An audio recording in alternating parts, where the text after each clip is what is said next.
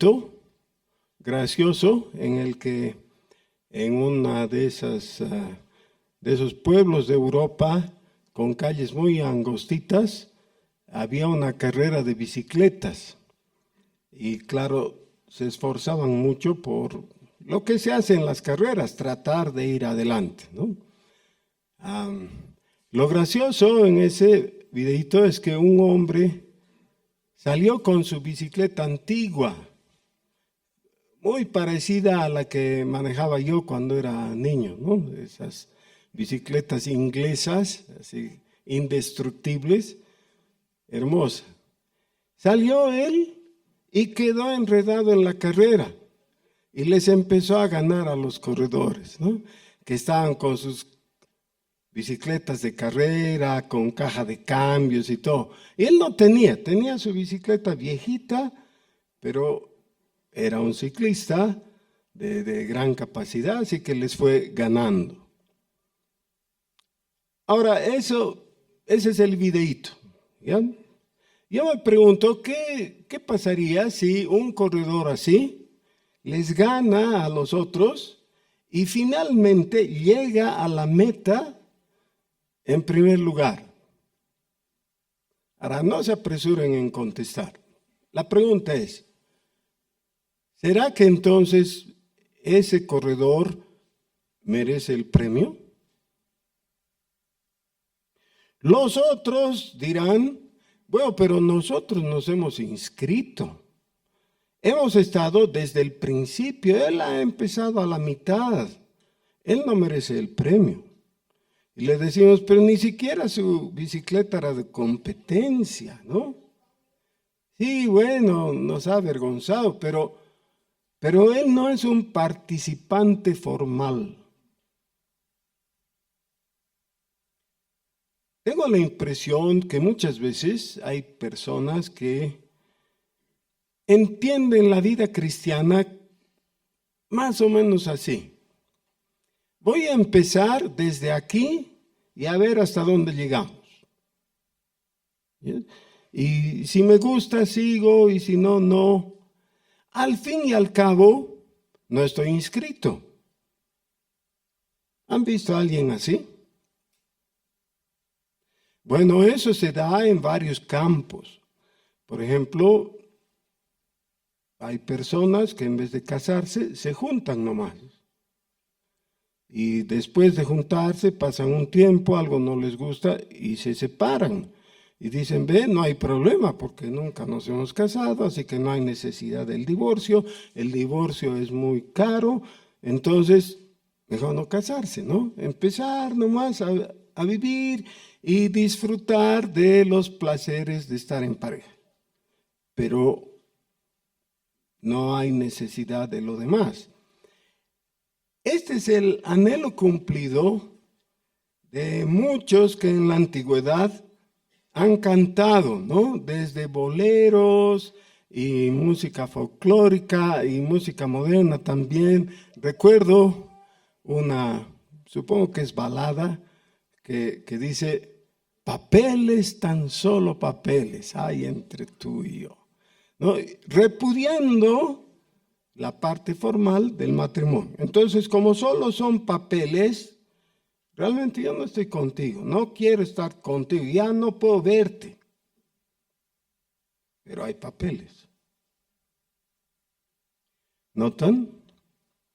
Ahora, dentro de todos esos enfoques en los diferentes órdenes de la vida, suceden cosas extrañas, ¿no? Saben, yo he trabajado en una oficina por 10 años y medio, un banco, y era algo que se contaba y me lo contaron a mí también. Como 10 años antes de que yo empiece ahí, se había organizado el banco y empezó a funcionar. Y antes de funcionar, a los llamaron para los postulantes al trabajo. Entonces, les tomaron exámenes y todo lo demás que se hace y los entrenaron en sus funciones. Resulta que cuando ya concluyó ese ciclo, un porcentaje de ese personal, digamos en el nivel de postulante, fue informado que no iban a ser contratados, que no habían calificado. Había más o menos el 60% de todos que sí iban a quedarse, pero el 40% no iba porque no era apto, no era apto. A uno de ellos le cayó muy mal el asunto, porque pensó que era como una pérdida de tiempo, ¿no? ¿Para qué he estado aquí entrenándome y todo? Y yo sé que soy capaz, pensaba él. Yo puedo trabajar aquí, pero no me han elegido. Entonces hubo un pequeño boche, no muy violento, ¿no? Pero él se enojó contra los ejecutivos que tomaron la decisión, que eran todos argentinos, ¿ya? Los que estaban en los jerarcas, digamos. Entonces él, en un acto heroico, dijo: a mí no me sacan. Y fue y se metió en una de las cajas y dijo: yo voy a trabajar aquí. Ya, listo. Y eso le pareció tan gracioso al gerente que dijo: ya, que trabaje. Y cuando yo entré 10 años después, lo conocí y ya tenía 10 años de antigüedad de estar trabajando, ¿no? Ahora, no hay ninguna certidumbre de que si haces algo así te resulte bien. Lo más posible es que el gerente llame a la policía y diga: sáquenlo, ¿no? Pues, él está fuera de lugar. Pero esa es una anécdota, ¿ya? Ahora, les cuento todo esto, lo de la carrera y de este momento de esta persona, para hacer una pregunta que necesitas reflexionar y definirte. La pregunta es: ¿cuándo comenzaste la carrera cristiana? Y entonces alguien me mira con ojos de asombro y dice: ¿hay una carrera cristiana? O sea, ser cristiano es participar en una carrera. Ni saben, ¿no? ¿Es una carrera o no? Bueno, pero digamos que saben y dicen: ahí están, yo no sé cuándo comencé. Y si no sabe cuándo comenzó, es posible que no comenzó, ¿no ve? Puede ser.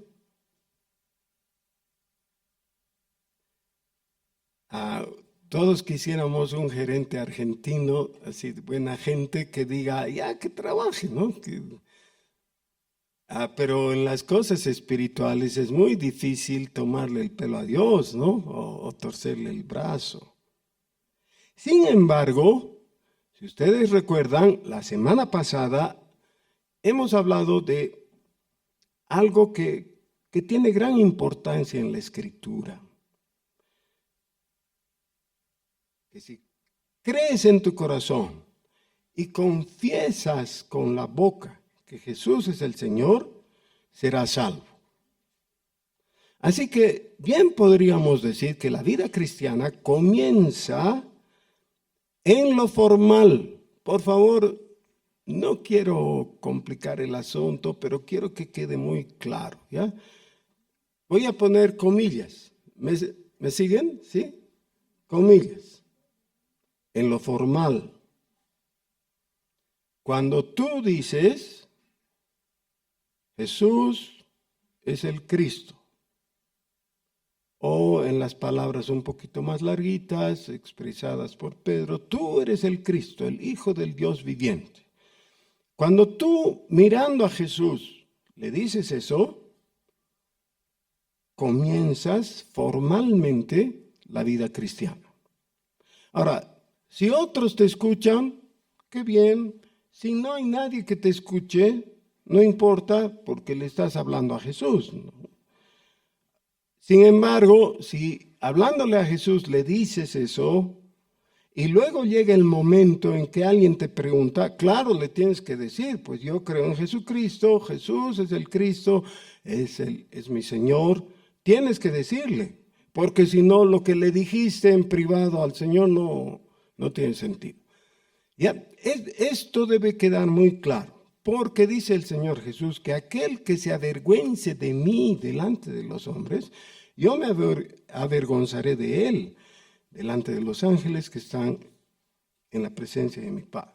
Así que Él va a confesarnos, es decir, yo lo conozco, este es mío, esa es la confesión de Jesús, en respuesta a que nosotros le confesamos a Él. Él es Jesús, el Cristo, el Hijo del Dios viviente, es mi Salvador.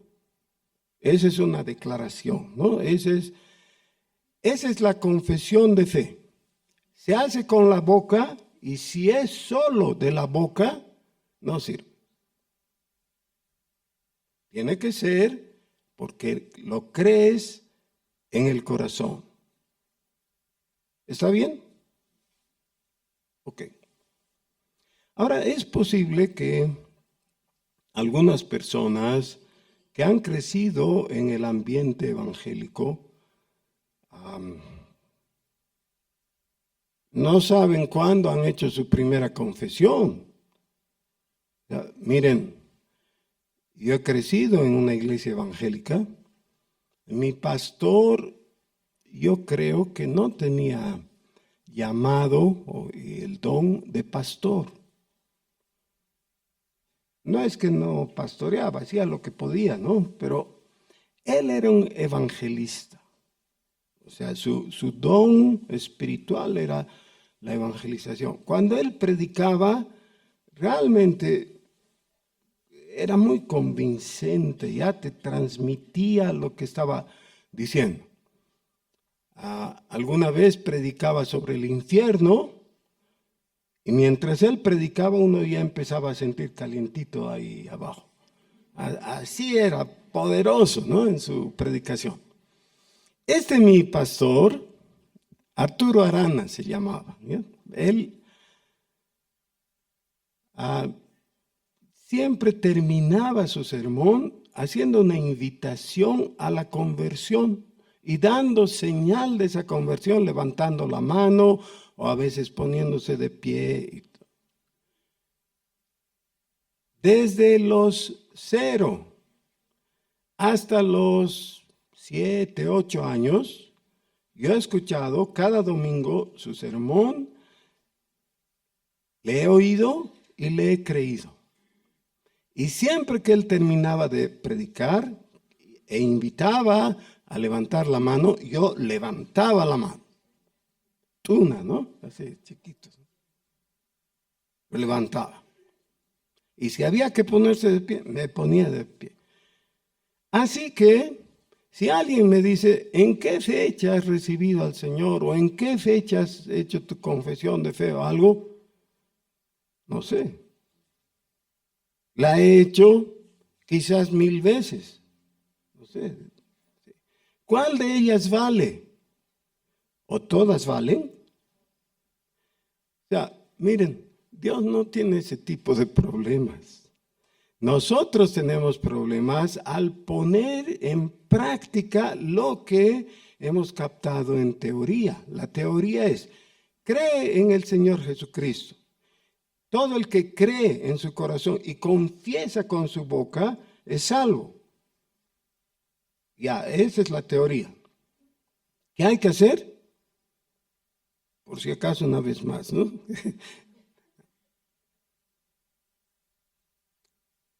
Ahora, esto que digo es muy importante. Es importante, pero no debe confundir su importancia con que es todo. No es todo. ¿Qué viene a continuación? Les ruego que abran sus Biblias a la segunda epístola a los Corintios.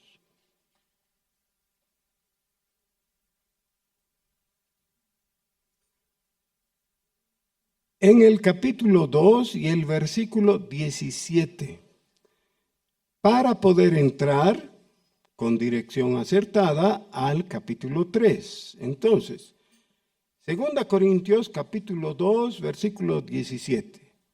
Pues no somos como muchos que medran falsificando la palabra de Dios, sino que con sinceridad, como de parte de Dios y delante de Dios, hablamos en Cristo.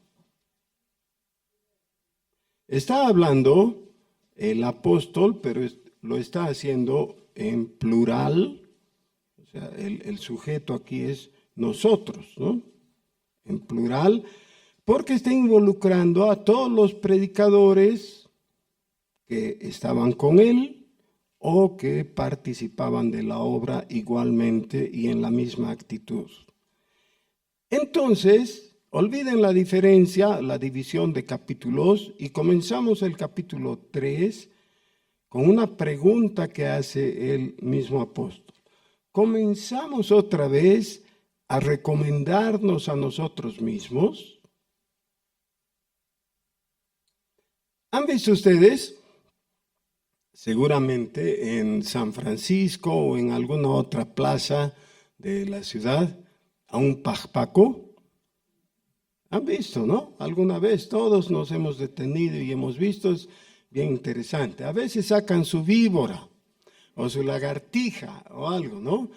Y lo que quieren finalmente es venderte una pomadita que te cura contra la calvicie o el cáncer o el reumatismo. Así, es tan variado porque al fin de cuentas es una pomadita nomás. Entonces, claro, el ingenuo va y compra y se pone a las manos y no le había prestado atención a sus manos por un buen tiempo, pero ahora que se ha puesto la cremita, mira sus manos y dice, qué lindas manos que tengo. Y vincula eso con la pomadita. Dice, funciona, está bien. Ahora, los artilugios de los pajpacos son interesantes. Y yo sé que todos ustedes, siendo gente madura, no caen en la trampa, pero la pregunta del apóstol es, ¿soy yo o con mis compañeros meros pajpacos que se recomiendan a sí mismos diciendo, mi pomadita es la verdadera? ¿Sí? Y luego continúa con la segunda pregunta. ¿O tenemos necesidad, como algunos, de cartas de recomendación para vosotros o de recomendación de vosotros?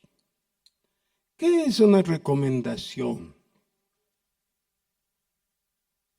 De vez en cuando se necesita una recomendación. Por ejemplo, dejas un trabajo y al terminar tus funciones, pides una carta de recomendación porque vas a postular a otra entidad y llevas tu carta de recomendación donde dicen, esta persona es idónea, ha sido disciplinada, cumplido con el horario, no sé, las cosas buenas que has hecho porque es de recomendación.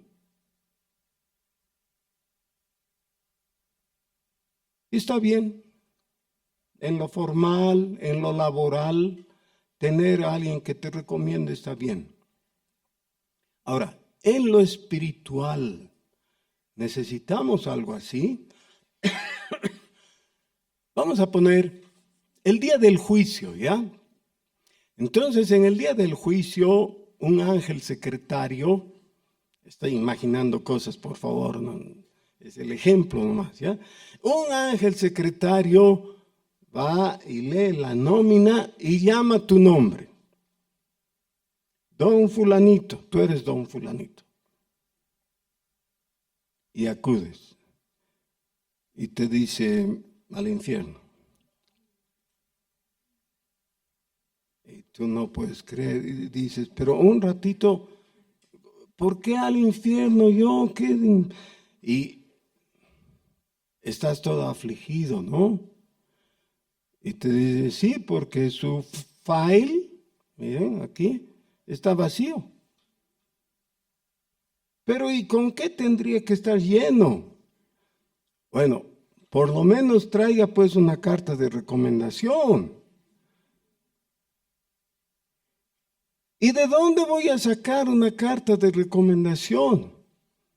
Usted lo conoce a ese hermano Andrés, que toca y que canta, aquí, que está, ¿lo conoce? Y ya se te empieza a entrar el alma al cuerpo, ¿no? Sí, lo conozco. Vaya a pedirle a él que le dé una carta de recomendación. ¿Qué tal?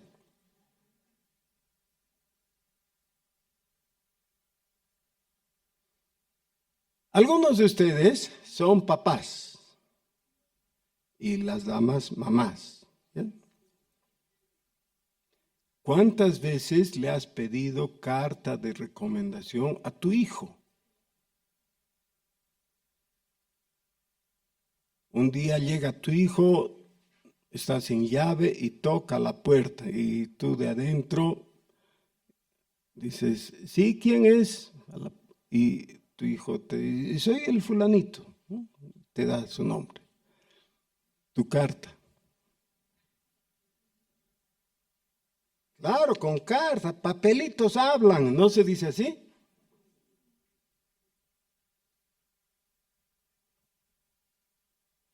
Ahora saben que entre las iglesias evangélicas en algunos lugares se acostumbra a pedir carta de recomendación. Eso tiene razones prácticas y todo, pero es un poco feo también, ¿no? Un poco antipático. Sin embargo, algunos lo hacen por sus buenas razones. Pero los corintios ¿tenían alguna razón válida para pedirle a Pablo una carta de recomendación?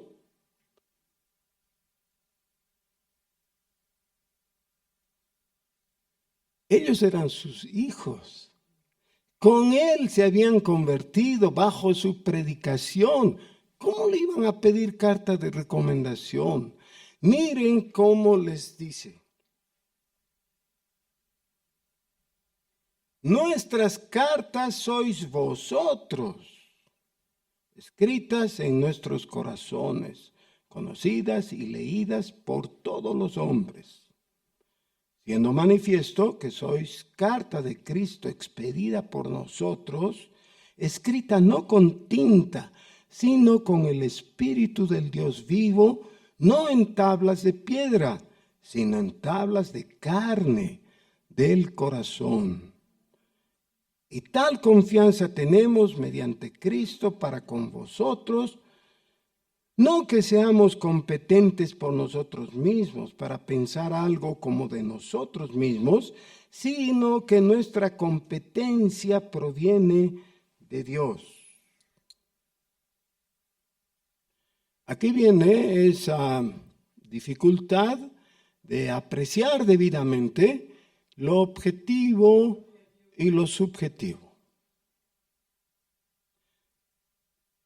Muchas veces se menosprecia lo subjetivo pensando que necesitamos la objetividad para juzgar bien las cosas. Y es correcto. Pero de vez en cuando necesitamos apreciar tanto lo objetivo como lo subjetivo. Hay momentos de algo objetivo. ¿Ya? ¿Qué es lo que requiere el Señor para nuestra salvación? Fe. Fe en Jesucristo. Eso es subjetivo. Cuando se objetiviza, eso es subjetivo porque está adentro, ¿no ve? de nuestro corazón. ¿Cuándo se objetiviza? Cuando hablas. Yo creo en Jesucristo. Ahora has objetivizado lo que estaba en tu corazón. Dice, somos ministros competentes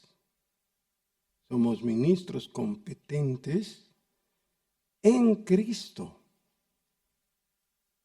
Pero de la competencia vamos a hablar un poquito más adelante. Versículo 5, no que seamos competentes por nosotros mismos para pensar algo como de nosotros mismos, sino que nuestra competencia viene de Dios, el cual asimismo nos hizo ministros competentes de un nuevo pacto. Y aquí viene uno de los versículos más calumniados de la Biblia.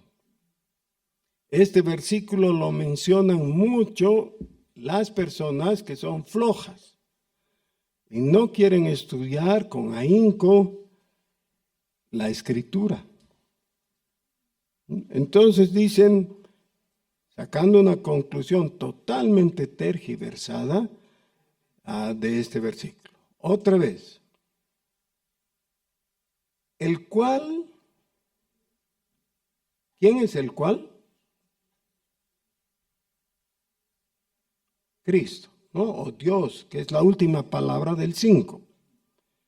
Dios, asimismo, nos hizo ministros competentes de un nuevo pacto. Y aquí viene la aclaración que hace él. No de la letra, sino del espíritu. Porque la letra mata, más el espíritu vivifica. He estado en reuniones de otras iglesias cuando me han invitado y recuerdo bien en un caso en que los hermanos se negaban a estudiar la Biblia. Ellos querían un estudio, ni siquiera puedo decir estudio, de tipo mágico, ¿no? Querían abrir su Biblia en algún lugar y poner el dedo y lo que les tocara, eso les estaba diciendo Dios. Y leían y no entendían, claro, porque estaba fuera de contexto. Entonces lo espiritualizaban porque eran unos flojos. No querían estudiar. Y yo he notado que en muchos casos, sin división de denominaciones, la flojera de la gente le lleva a actitudes así. Aquí no está haciendo la diferencia entre la Escritura, para la cual tenemos todo el Salmo 119, que la elogia y le pide a Dios, vivifícame por la Escritura, por la palabra, con la letra. Lo que se está usando aquí es la palabra letra para referirse a otro tipo de distinción. ¿Bien?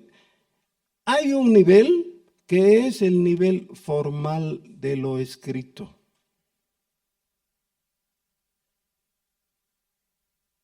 ¿Por qué se necesita un parlamento?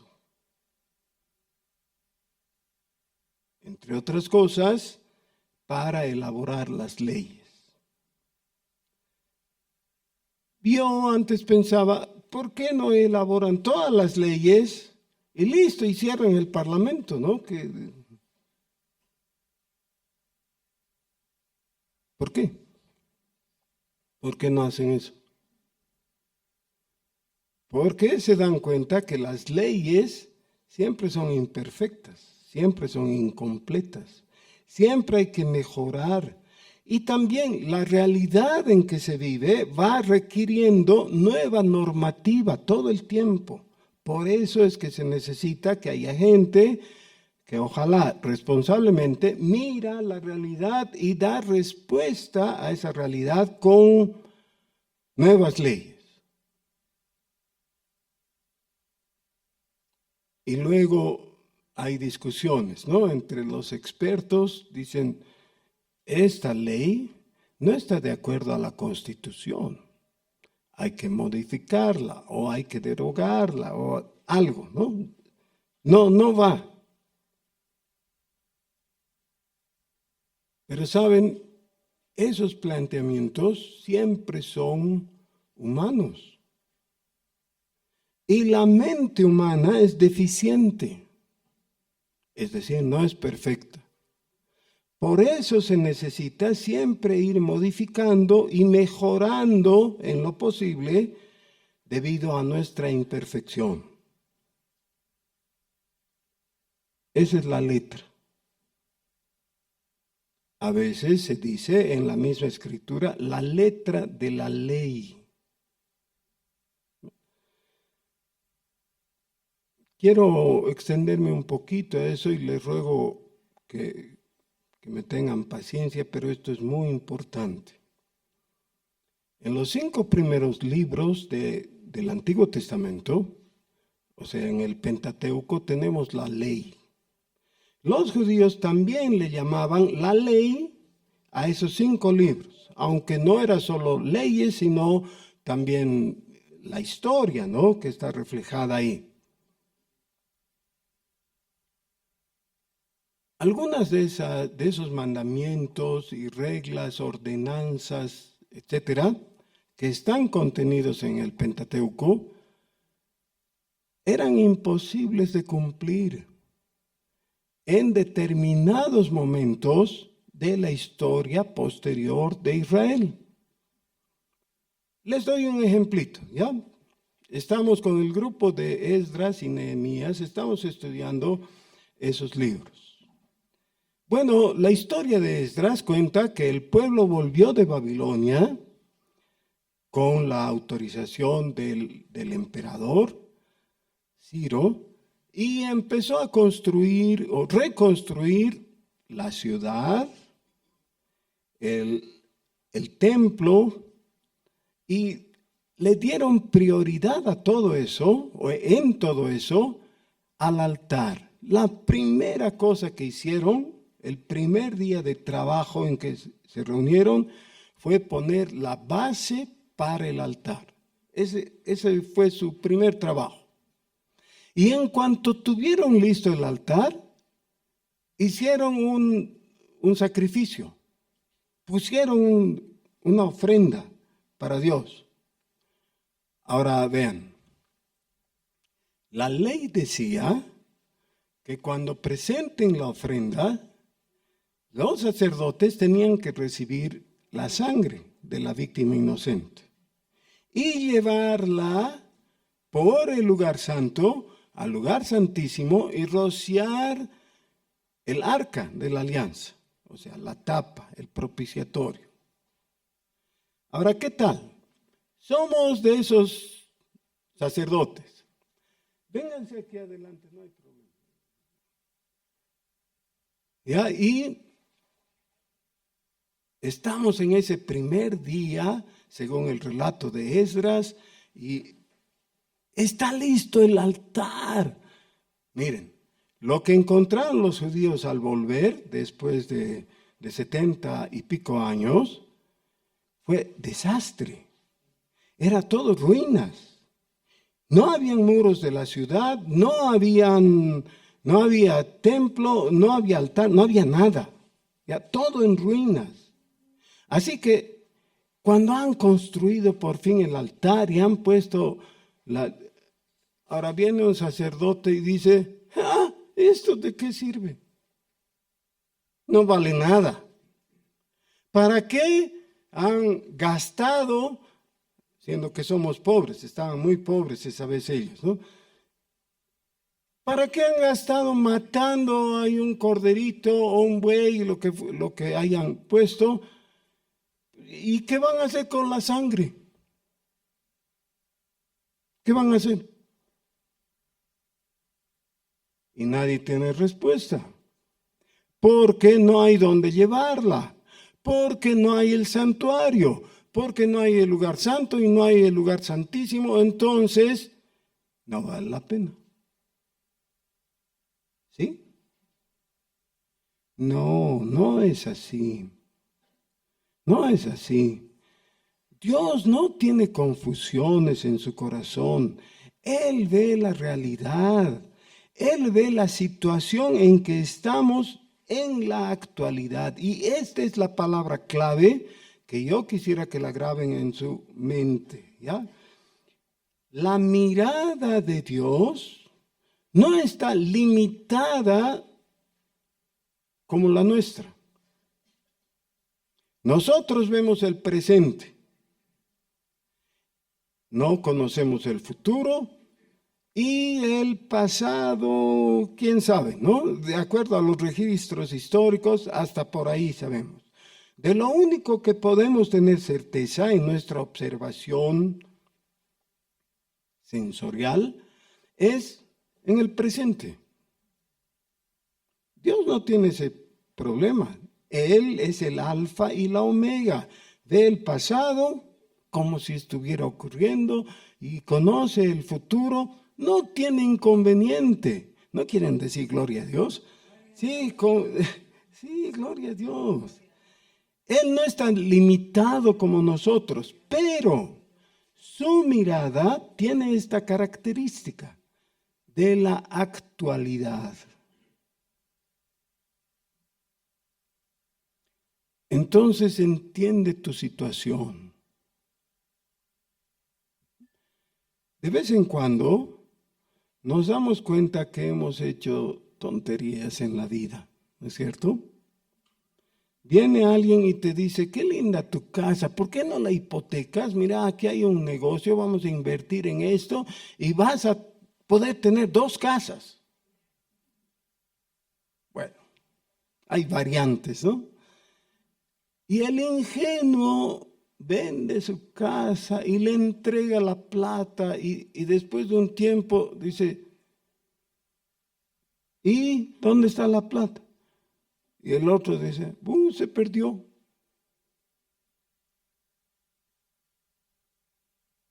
¿No? ¿Hacemos tonterías o no? ¿Sí? Hacemos tonterías cuando estás tan enamorado o tan enamorada y alguien te dice, no, pues, no te conviene, no has visto, no sabes qué te... No quiere nada.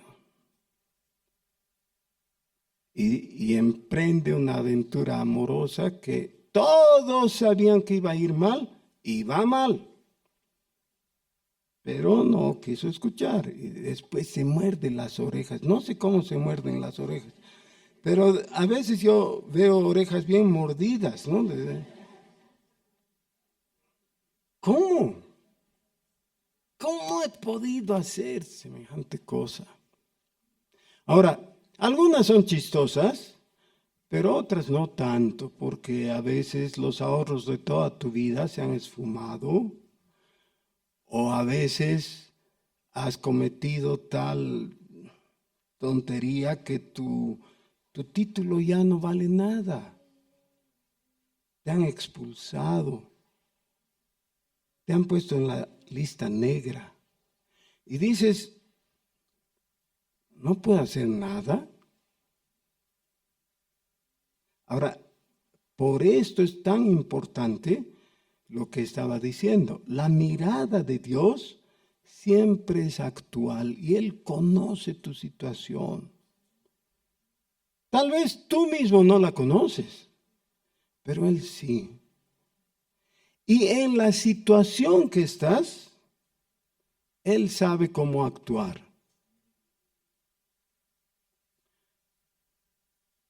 Muchas veces he dado este ejemplo, pero es muy útil. En cierta ocasión fuimos de día de campo con la iglesia a un lugar bien bonito que había, ahora ya no porque ya lo han urbanizado, en el Palomar.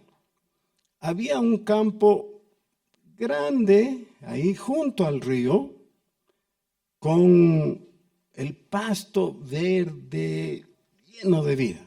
Así que ahí nos acomodábamos y poníamos carpas y hacíamos un campamento con los hermanos. Bueno, un día de esos, los niños de la iglesia, corriendo, dejaron el campo en que estábamos y corrieron sobre plantitas igual de verdes. Todo parecía igual desde arriba. Pero de repente, en el siguiente paso, se hundieron hasta los tobillos y el otro hasta las rodillas, y era fango, y fango maloliente. De arriba, de encima, verde pasto, parecía, no era pasto propiamente, pero era hierba verde linda. Pero adentro, fango, pantano. ¿A qué? Y entonces todos los niños paralizados, asustados ahí, ¿qué vamos a hacer?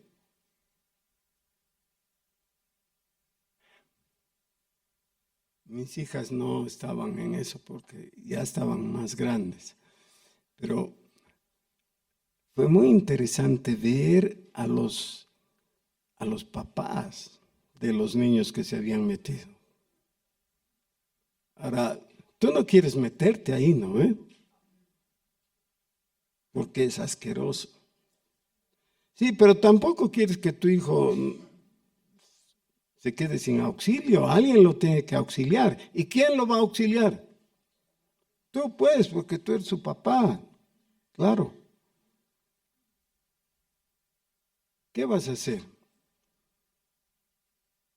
¿Qué vas a hacer? Felizmente, todos los papás que estaban ahí actuaron correctamente.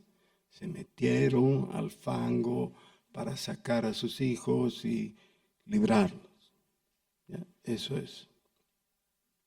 Alguna vez he mencionado que no me gusta ese himno.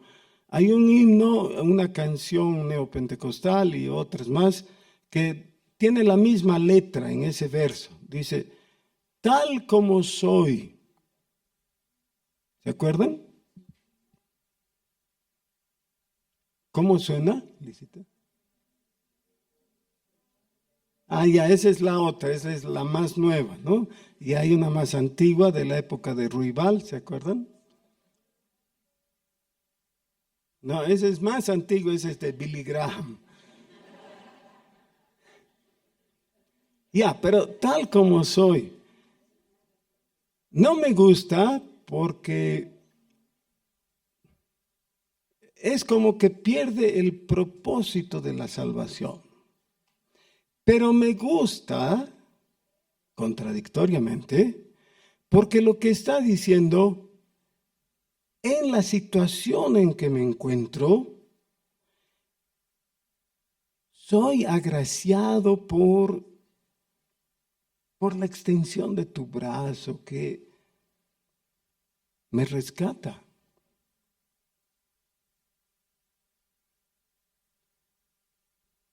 ¿Cuál de los 5 puntos del calvinismo corresponde ahí?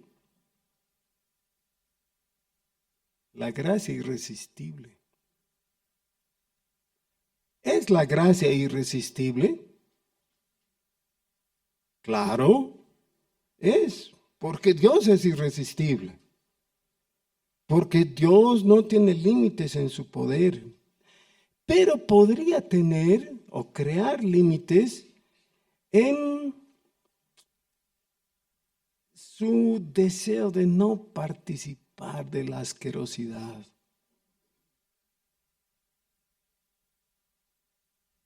¿Podría alguno de los padres haber dicho, no, pues mi hijo se ha metido ahí, ya que se muera, pues? ¿No? ¿Sí? ¿Se imaginan?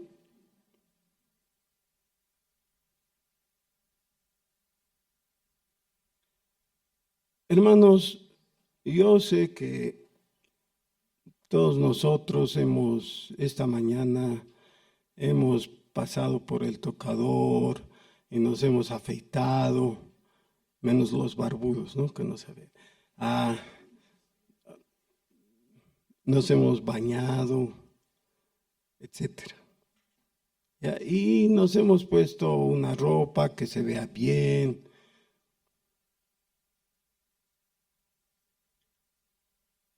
Y a veces todo eso externo no condice con la crisis en que estamos viviendo. Porque nuestra sonrisa disimula. Pero puede ser que ayer nomás tu esposo o tu esposa te ha dicho, ¿sabes qué, changuito? Ya no va más. Chaucito, ¿por qué no haces tus maletas? ¿Podría ser o no? Con las variantes que hay, ¿no es cierto? Hay unas formas que se dan. Yo no sé quién de ustedes ha estado en la situación de tener deudas, esas deudas interminables, ¿no ve? Que se hacen para comprar la casa, por ejemplo, y es la cuota mensual que nunca se acaba, ¿no? Ya, bueno, pero dices, está bien porque eso ocupa el 20% de mi salario, pero tengo mi salario. Ah, sí, pero acaban de entregarte tu carta de despido. Y ahora tienes la deuda, pero no tienes el salario. ¿Han estado? Tal vez. Y entonces tratamos de disimular y tratamos de recurrir a todos nuestros recursos de despensa, ¿no? Así para ponernos bien. ¿Saben que yo tenía un vecino cuando vivía en la calle 10 de Obrajes? Tenía un vecino que quedó sin trabajo. Y por la vergüenza que eso le causó, no avisó a su familia. Así que todos los días se afeitaba, se bañaba, se arreglaba y salía con su maletín.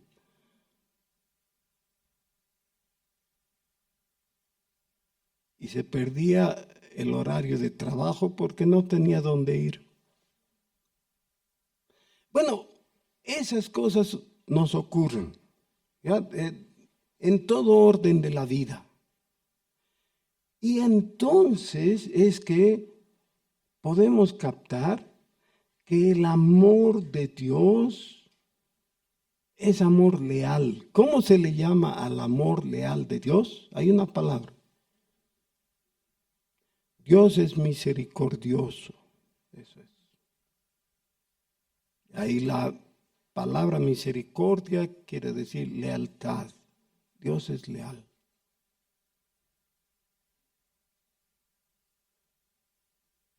He pasado un tiempo sin trabajo antes de ser pastor. Es cuando mejor hemos estado en la realidad, pero eso solo se puede ver hacia atrás. Dios nos ha cuidado. Dios nos ha cuidado. ¿No quieres decir conmigo? Si es verdad, ¿puedes decir? ¿Dios nos ha cuidado? Sí. Es para decir gloria a Dios. Ahora, ¿qué tiene que ver todo esto con lo que estoy diciendo? ¿Qué tipo de relación quieres con Dios? ¿Quieres la relación de formalidad que tiene que ver con la letra?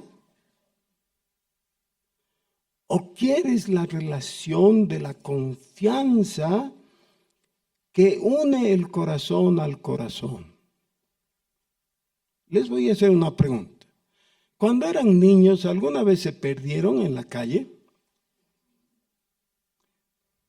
Ay, no me digan no es que no, sino no se acuerdan. Pero todos nos hemos perdido alguna vez, por lo menos un ratito, ¿ya? Era típico en los desfiles, ¿no? Mi papá me llevaba y me sentaba sobre sus hombros y desde ahí yo veía feliz el desfile. Eso recuerdo, esa es la parte grata, pero recuerdo que un par de veces fuimos al desfile, yo era chiquito, Y me dejó ahí por un rato y luego empecé a ver. Estaba rodeado de personas y no veía a mi papá.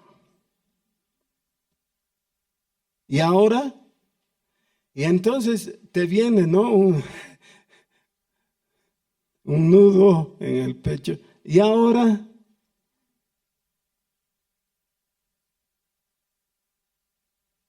es muy lindo que cuando estás así, en ese momento de susto, sientes que tu mano ha sido tomada por la mano de tu papá. Yo tengo manos chiquitas, todo lo contrario de las manos de mi papá, deben ser la mitad, él tenía unas manotas enormes, ¿no? Así que cuando me agarraba la mano, yo sabía que era él, difícilmente me podría equivocar, ¿no? Era él. Ahora vean esta diferencia. ¿Qué prefieres? Dios viene y te dice todo formal, aquí está tu carta.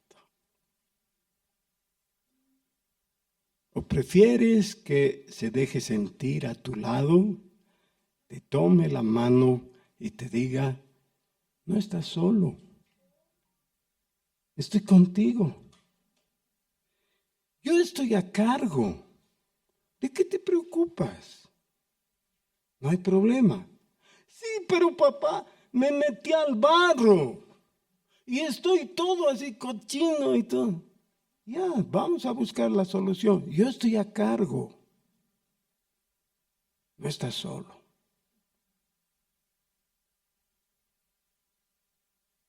Muchas veces en la iglesia manifestamos un carácter totalmente diferente a eso. Y tenemos que decir de vez en cuando que no podríamos repetir las palabras del apóstol aquí en el final del capítulo 2 y el principio del capítulo 3 y decir, nosotros somos ministros competentes. Pero, ¿qué nos calificaría de competentes? Solamente de estar expresando el carácter de Cristo, que es nuestro Señor. Ministro quiere decir administrador, el que está a cargo de los negocios. Los negocios del Padre solamente pueden ser manejados por los ministros competentes. Quiere decir, nosotros tenemos que ser capaces de expresar el amor de Dios a los demás y los demás tienen que saber. ¿Cómo sabes que el mensaje que está dando este fulano es legítimo? Hace un tiempo se ha puesto de moda el celo por la sana doctrina. ¿Han oído eso? La sana doctrina. Ustedes saben que había una familia de la cual ha surgido la denominación la Iglesia Metodista. ¿Saben eso? Era la familia Wesley. La mamá de John Wesley, el fundador de la Iglesia Metodista, se llamaba Susana. Y de ahí surge un chiste que se hace entre los pastores, ¿no? Dice, él es amante de su sana doctrina. Ya. Bueno, les cuento eso para que vean que debemos tener celo por la sana doctrina. Claro, 1 Timoteo capítulos 1 y 2 habla claramente de la necesidad que tenemos de enfocarnos bien, de leer bien, de estudiar la Escritura y retener la sana doctrina. Sí, pero el Señor Jesús, hablando con los discípulos en la noche en que se despidió de ellos, les dijo, vosotros seréis conocidos. Hay que hablar en Reina Valera para que le crean. vosotros seréis conocidos por vuestra sana doctrina. ¿Dijo eso? No dijo. No menospreciaba la sana doctrina, claro, es su doctrina. Pero ¿qué dijo? Vosotros seréis conocidos, ¿por qué? Por el amor. Si ustedes se aman los unos a los otros, entonces el mundo va a creer, dijo en Juan 17. ¿En qué momento sabe el niño que está metido hasta las rodillas en el fango que su papá lo ama? Cuando su papá le pasa una carta, ¿no es cierto? Le dice, hijo, te amo. Tú sabrás cómo sales de ahí, pero yo te amo. ¿Sí? No, cuando el papá se mete al fango, pese a todo su asco, porque su hijo está en apuros.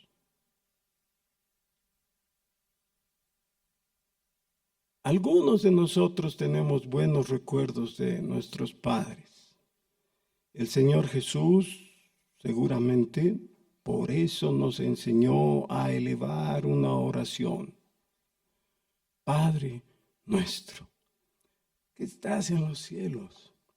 Pero Padre, no tío, no padrino, no alguna otra cosa. Padre.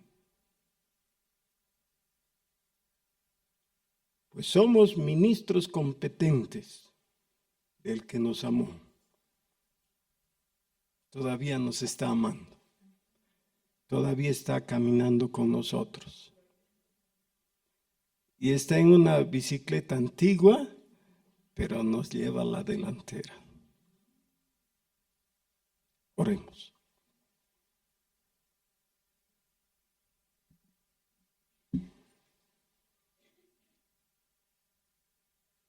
Señor, no queremos tener una relación formal contigo y nada más. Queremos tener una relación de corazón, una relación de comunión diaria. Que el estar contigo sea motivo de gozo y de gloria. Gracias, Señor, porque aunque nosotros por momentos hemos sido tan malos y corruptos y nos hemos metido al fango, tú has extendido tu mano y todavía la podemos sentir. Señor, que nuestra comunión crezca y se consolide por tu gracia. En el nombre de Jesús. Amén.